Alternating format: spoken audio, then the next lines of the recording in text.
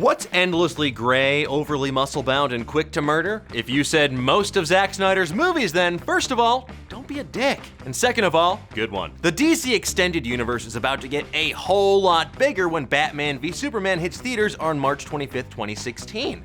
While I'm very excited to see the film on the big screen, I have to say, I was more than a little surprised to see Doomsday rear his butt-ugly head in the film's second trailer. I mean, sure, he might have looked like the bastard child of Michael Bay's Ninja Turtles and like that one troll from The Hobbit, but Doomsday is the only bad guy ever to kill the Man of Steel, so he's at least worthy of a modicum of respect, right? And today on the Dan Cave, I'm gonna tell you everything you need to know about Doomsday before you see the movie. And yes, I know you're wondering, someone did steal my beard. Created by Dan Jurgens, Doomsday first appeared in 1992's Superman the Man of Steel number 17, kicking off the now seminal Death of Superman storyline.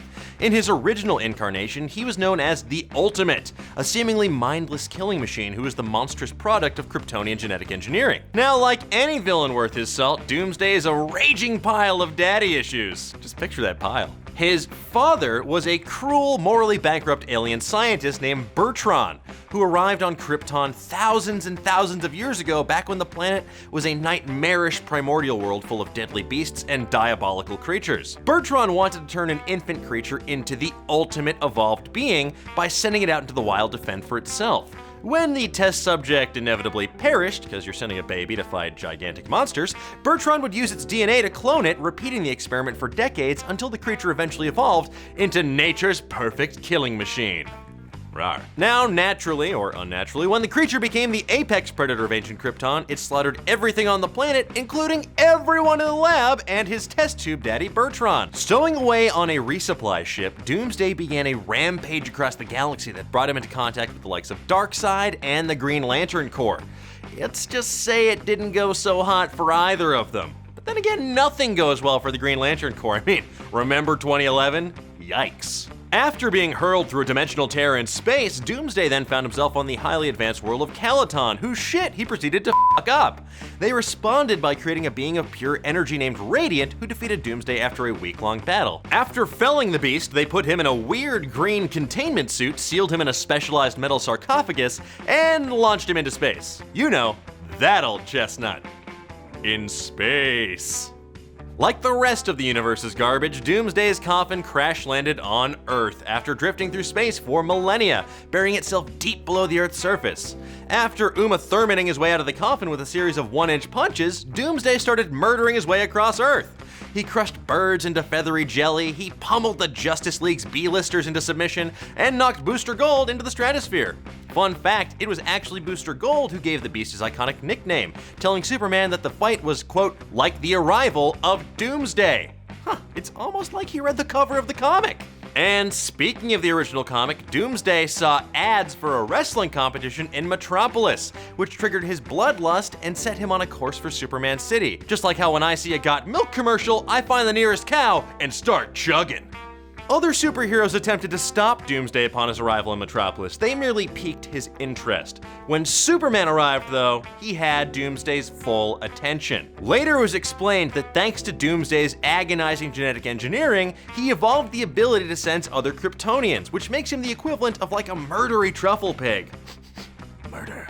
Their battle was one for the ages, with Superman and Doomsday raining devastating blows down on each other that resulted in massive shockwaves that rended the city asunder. At long last, after a ferocious fight, the two punched each other to death with simultaneous headshots.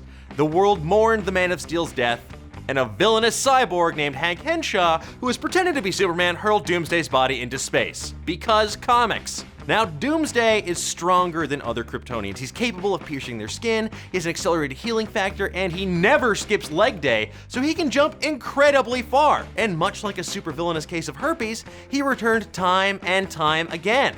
Yet what makes Doomsday particularly deadly is the fact that after he's killed, he will regenerate and he'll evolve to become immune to what killed him the last time. So it's gonna take the DC Universe's greatest heroes banding together to become the proverbial Valtrex that can stop this superpowered nightmare. Genital herpes. And that is the most popular version of Doomsday's origins in a nutshell. It varies from medium to medium, but most versions revolve around genetic tampering with Kryptonian DNA to create the ultimate life form.